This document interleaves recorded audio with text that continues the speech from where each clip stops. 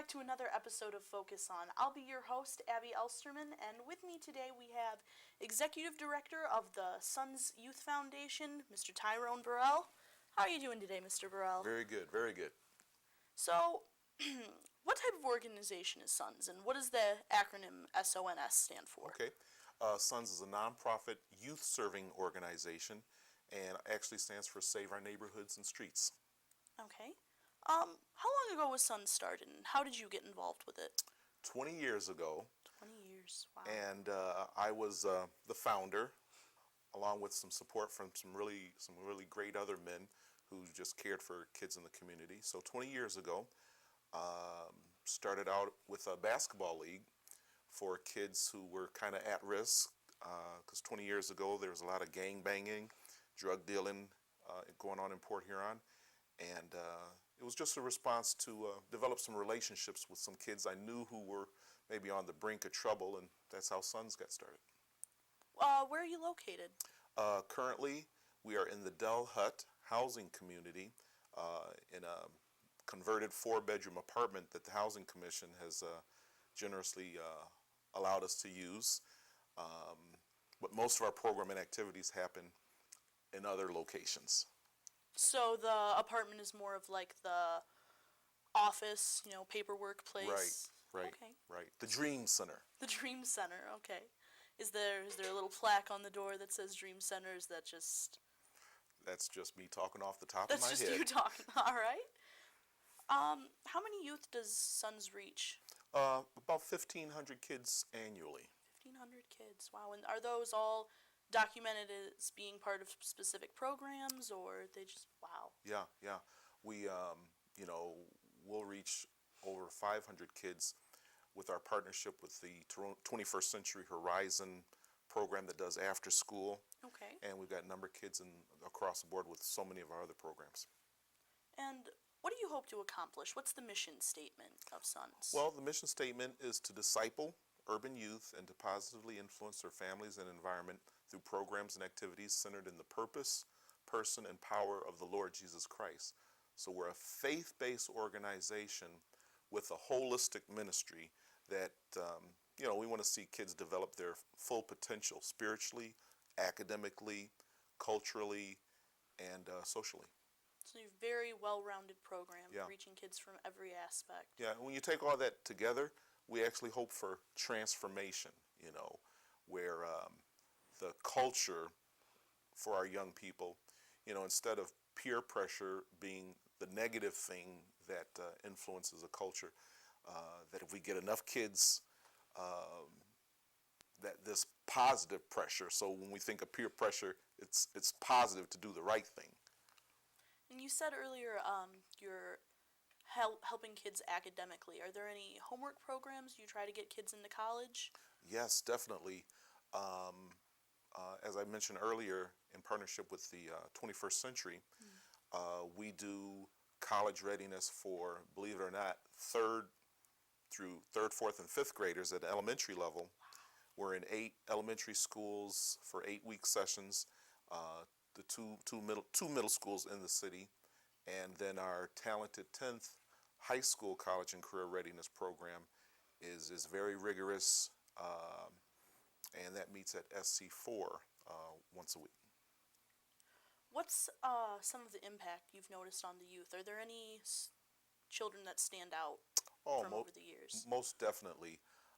There's been thousands of kids that have gone through the program, and just last week I get a call from one of our kids who was a very troubled kid, and matter of fact, in our basketball league when he was in 6th grade, he got in a fight with one of his teammates. I was refereeing, and I didn't know who to call the tech on because they're on the same team, but I had to escort him out the gym, and he was one of those kids who my wife would say, Tyrone, why do you allow our son to be friends with this kid, hang out, associate with him?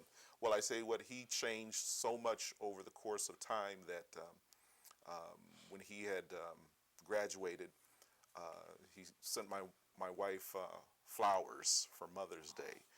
And he had one of those backgrounds where not a lot of a man involved in his life. I get a call from him a couple weeks ago. He's in Afghanistan, Army Ranger, and serving our country.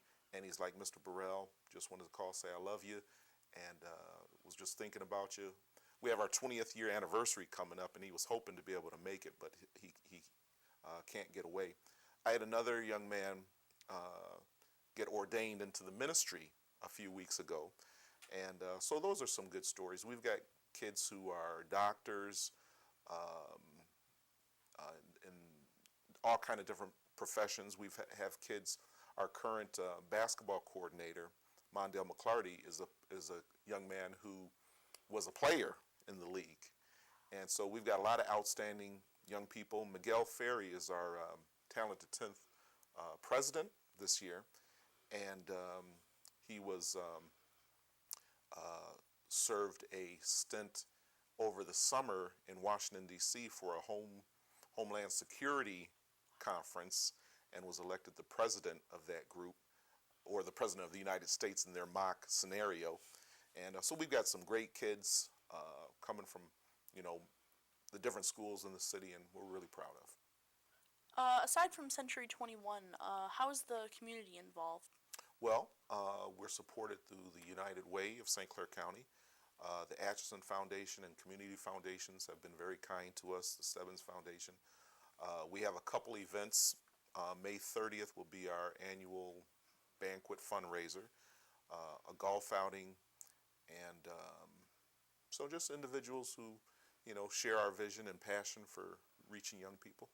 And is it just in Port Huron, or do you reach throughout St. Clair County? Well, throughout St. Clair County, primarily in Port Huron. And when you asked about other partnerships, Mid-City Nutrition, Alice Reeves at the Soup Kitchen, they provide lots of meals for our different programs. The Port Huron Area School District has been a great partner. A lot of our programs take place in the school. Our basketball takes place at the James R. Leonard Center. We work with area churches, so there are a number, the YMCA, number of partners that we have that really make it happen. And how are the programs funded? Well, like I said, those foundations that we talked about, and one of our primary funders is that 21st Century program. How's S.O.N.S staffed? Is it mostly volunteer-based? Well, we have a small staff, small dedicated staff, that kind of take the lead in our programs, such as Manhood and Sisters, and then they're supported with volunteers. I would say we have, maybe 50 volunteers that over the course of a year, whether they're coaching or, like the foster grandparents who help out with our dream camp in the summer. So we have seasonal volunteers that help out. Could you expand on the Manhood and Sister Circle? Sure. Manhood originally started when my son was playing football for Central Middle School, and we would get the kids together after the game, have pizza with them, and it just grew to something where the kids like to come together, and we kind of formalized it. And I would say it's a group mentoring. It's so hard to get folks to commit to the one-on-one mentoring, but we found, you can get some men together and with a group of kids, and it makes it easier and whatnot. So that's Manhood. What about Sister Circle? Sister Circle, the same thing with junior high and high school girls, and currently both those programs we work in partnership with the YMCA with their food, fun, and homework program. We partner with them. There's the dinner, the homework help, and activity, and then the devotion part is what we look at as our Manhood and Sister program that works in conjunction with the YMCA. And what about the Talented 10th program? Talented 10th, I would say it's one of the most rigorous college and career readiness programs in the whole region. And and not just rigorous in the sense that, you know, they've got to meet 8:30 to 11:30 every Saturday at SC4, but they're exposed to speakers. We've had Kevin Pollock, the president of SC4. We've had Jan Rose, the CEO of E&A Credit Union. We expose them to business industry leaders, health professionals. The college tour is another thing that it really enhances the program, where kids, some who never really even get out of the city, get to see colleges all over the state. We've gone out of state, and just expose them to the careers and even how to the path forward. You know, whether it's studying for the ACT and getting help with that, and developing their leadership and community service. So it's a great program, and which we've actually now expanded down to include middle school kids. Is there anything significant with S.O.N.S this year? Anything out of the ordinary? Well, I think this is a fantastic year because it's our 20th year. We're going to have an open house July 12th and 13th, location and everything to be announced, but you know, it's really a time to reflect back on you know, all the adventure that we've had, the relationship with the community. The community has put great trust in us, and we really look forward to springboarding from our past success to an exponential effect in the next 20 years. Where do you see the future of S.O.N.S? Well, you know, even as we're taping now, we're in the process of possibly acquiring a real home with classrooms, a room expansion, that our programs can finally really have a home, and really, you know, when we share with kids on a weekly basis, you know, we get them for an hour or so or 2 hours, you know, to have a place where the kids can come, and even other volunteers can really use their talents to affect our community's young people is going to be a great thing. So the future, I think we'd like to just continue to develop leaders and reach out even farther than the county. If you didn't have the S.O.N.S program, what do you think you'd be doing? I think I was born for this, and I really can't imagine anything else. You know, when you see young people succeed and find their way and give back, I mean, that's, I think, what life is about. Do you have anything else you'd like to add? I'd like to just give a shout out to my wife, my children, and our staff, our board of directors. You know, it's been a great team that has helped us get to the point of where we are today, and I just appreciate them. Well, thank you for being here today, Mr. Burrell. It's been great having you on the show, and I wish you the best of luck with all your endeavors with the S.O.N.S program and the future of the program. This has been Abby Elsterman with Focus On and our guest, Mr. Burrell. Thanks for watching, and good night, Port Huron.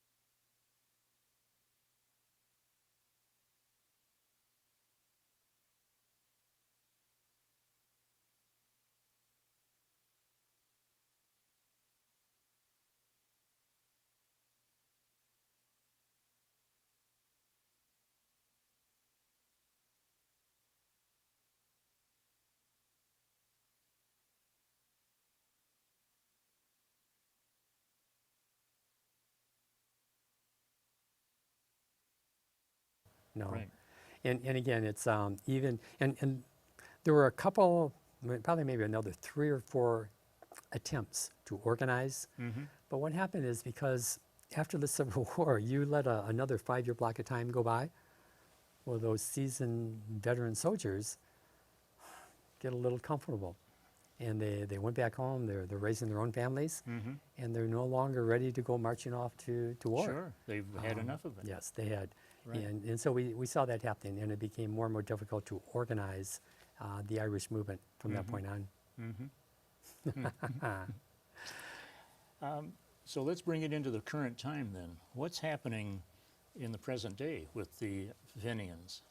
Well, what we would like to do is, given that most people don't even know about the Fenian movement, Labor Day weekend, we are having a celebration in Port Huron, where one of the large Fenian Brotherhood circles were taking place. Last year we did it right at the Atrium Cafe, our restaurant, and we had the author of the book coming from Wisconsin on 2 separate occasions and signed copies of the book, talked to our guests. We had people in Civil War uniforms and hoop skirts, and we had a great time with that. It was a fun event to have right at the restaurant and out in the gardens. Sure. Well, this year the scope is certainly broadened, and we're now going right down in front of our restaurant to the foot of the St. Clair River, and one of the local philanthropists, Jim Atchison, had purchased, had bought maybe, close to 1.5 miles of waterfront property, Right. totally revamped it, got rid of all of the contaminated soils, put in the infrastructure, and he's done so much for our city, and he has graciously allowed us to use that property for our festival this year. Oh, So we have the Knights of Columbus are doing the beer tent for us, and we're talking Irish, so we need a little bit of ale. So we're gonna have a beer tent. We have a litany of bands that will be playing Irish music. We have groups that will be teaching Irish dancing to small children or people of all ages, for that matter. We have a number of informational tents that will be set up where people like myself will be trying to educate the population sure. as to the Port Huron history as it relates to the Fenian movement, along with the immigration concept. We have a number of folks that will be there that have written historical books that are doing book signings on that occasion.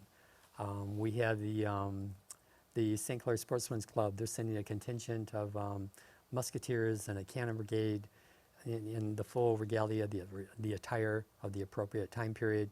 And we're having cannons firing off towards Really? Sarnia. And the beauty of Towards it, Canada? towards Canada. And we've contacted the mayor of Sarnia, Bradley, and he claims he'll have redcoats on his side of the river firing back. And he envisions this growing into an international festival. Right. Because in Canada, this is good stuff for them. They fought America, and in effect, they ultimately won. And that's pretty exciting stuff for them. We don't teach this in our schools, but almost every Canadian school child learns it because it's like the David and Goliath story. Yeah. And the Canadians love this story. Yeah.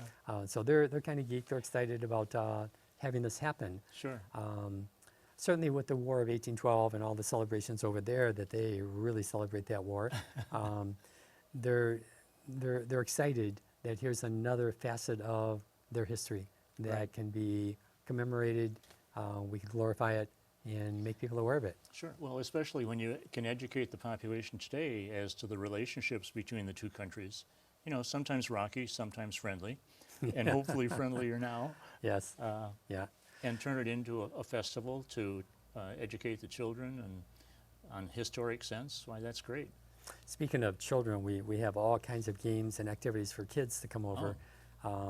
And the games that we're having tend to be historically correct. And what we found is like the old way of playing marbles. Yeah. We have a tournament planned teaching children how to play marbles the old way. The American patent for a yo-yo, even though yo-yos go all the way back to like Roman era, a U.S. patent was taken out in, I think, about 1864 during the Civil War. And so we have a gentleman who's just an expert on all the old yo-yo moves that many of us as children grew up with, kind of dating ourselves here. So we're going to have some yo-yo competitions. We have obviously croquet. We have some gentlemen that want to do kind of the Highland games, wearing the kilts. We have bagpipers coming Sure. in. Yeah. And we envision that Labor Day weekend, it's going to be very impressive. Right. There's just going to be lots for people to do. So this is going to be for the full weekend. Yeah, so that we plan to have our parade around the encampment will be at 11 o'clock, and we'll finish the parade about noon. And at noon, the gates are open, or at any rate, the activities will begin. The gates will be open probably at 11, but the activities inside the encampment will begin at noon. And we have a full slate of events scheduled. And that'll go for the weekend, the Saturday, Sunday, and Monday? No, it'll just be Saturday and Sunday. Saturday We and realize Sunday. that the Monday is the day that we need to tear the encampment down. Oh, I see. People need to get back to their home sites. Sure. And that's kind of a travel day for people. And they need to get back home, get rested up, and be ready to go to work the next day, Sure. Tuesday. Yeah. How many people do you think are going to come from Emmett? You know, I find it so satisfying when guests come into our restaurant. As I walk around, I greet them, I talk to them, find out where they're from, and then the moment they say Emmett, it's like I'm on them, and I'm bringing out all the information, sharing it with them, and they get so geeked. And usually, right there, they buy a book right on the site, and we sell the books right at the Atrium Cafe. But they kind of, oh my God, I remember my grandparents talking about this, but I've never heard anything about it since then. So they're excited to be able to reintroduce themselves to that part of their family tree, part of their family history. So we like that. It's a good thing. We want to see more of that. And the bottom line is, when you realize 340,000 people came across in Port Huron, my God, the pyramidal effect of that. That's right. Is we're talking millions of people. Yeah. And we realize that Ellis Island, you have 100,000 people every year that show up at Ellis Island to pay homage to their ancestry. And we would like to be able to claim some of that for Port Huron. And we know that the names of all of those individuals, as immigrants that came in, that is in the archives in Washington, D.C. We haven't gotten a hold of it yet, but we know it's there, and it's kind of there for the asking. So we need to be able to procure that. Yeah. How many years did that import site operate? You know, we're still researching that. Some other local historians were trying to, I'd love to be able to find a picture of it, I haven't yet. But we haven't got a definitive answer for that. Right. And the bottom line is this whole concept, this book, was exposed to myself for the first time a year ago. Right. So this is kind of a new entity, a really new new. direction we're moving in. Right. Right. Do you happen to know when the site may have shut down? You know, No, whether it was we have no dates whatsoever. The only Right. thing we're getting is that there were about 340,000 immigrants came through Port Huron. right. Yeah. But we don't have a beginning or an ending date. Sure. Yeah. Yeah. Well, I know my relatives came through. Some of my relatives came through Port Huron. I know there's stories of people who had been burned out of the forest fires up around Sure. Harbor Beach, went to Canada, and they came back through the import. You know, they registered when they came back across the border. Sure. So there are a lot of stories there. Where do they live now? Where's their home city? In Port Huron, Okay. yeah. We certainly, Over a period of time, they lived up and down the west coast of Lake Huron, from Au Sable up to Onaway, and then back down. They moved to Port Huron in 1920. So, well, it certainly, Port Huron has a great history. You know, it was such a glorious architectural city back in the day. And unfortunately, with the nature of urban renewal, we lost much of that. But our job now is to preserve as much as we can, right. To protect the buildings that still exist, to whatever degree, to glorify Port Huron's past, to acknowledge it, and to make it part of public record. And again, that's the whole point of this particular Sure. purpose. Yeah. We're hoping that whatever revenues we may be able to generate from running a festival of this nature, that we can have some signs put up along the riverfront, Sure. identifying that these are historical sites where these events had taken place. Because as of right now, not only is there nothing acknowledging it, but most people have no idea it ever happened. So that's going to change soon. Sure. We're on Yeah. it. We're making a difference. Yeah. We have just a couple minutes left. Is there a particular anecdote that you would like to tell us that illustrates something about your history? About Port Huron's history or my history? Whatever you would like to mention. Oh gosh, you know, I think in terms of a kind of a personal history, I was born in Nashville, Tennessee, and I didn't think we were poor because everybody else was just like us. Sure. But grew up in a household with, you know, no running water. We had the outhouse, Right. and my job for myself and my sister every morning was to run down this hill, this creek, to this stream, clear water, get buckets of water. My grandparents would tell us that when you're at the top of that hill, you stomp your feet as hard as you can, because snakes love to sun themselves in the pathway, and you know, water moccasin, cottonmouth, you know, there's Sure. some nasty snakes down there. And they would say, once you start running, don't stop. And as you're running down that hill with these buckets, you see the tails wither up into the weeds. And my God, what a rush that was. And then it's the same thing. At the bottom of the hill, we stomp our feet and run as fast as we could to get back into the house. But you know, I love those memories of the South. Right. Just the mountains, the hills, the country. And stomping your feet. And stomping our feet, yes. And I'm not fond of snakes, certainly. And I'm sure that had something to do with it. Just Do you think that was really true? well, I mean, we saw the snakes, but what happened is because snakes are sunning themselves there, they're cold-blooded animals, so they Yeah. love the sun, Yeah. but they feel the vibration, Yeah. and so they're going to try to move away. And we Oh, would literally gosh. see the tails up Yeah. into the brushes as we were running. So I know that was reality for us. That is a great story, and I appreciate Well, my your telling pleasure. me. Excellent. I've really enjoyed hearing about the Fenians and the Irish and the success in redeveloping and making Canada come to a realization that they needed their own government. Well, they've We're- done it nicely. We're glad you're here. Well, thank you. But I would like to invite you back for another program if you have the time. So, Okay. Well, it'd be my pleasure. real good. Folks, we have heard a great conversation with Mr. Rock Stevens tonight about the Fenians, the Irish. That's it for now. I'm Ernie Mish saying so long. I'll be seeing you. We are on Great Waters Wonderland. Thanks for being here.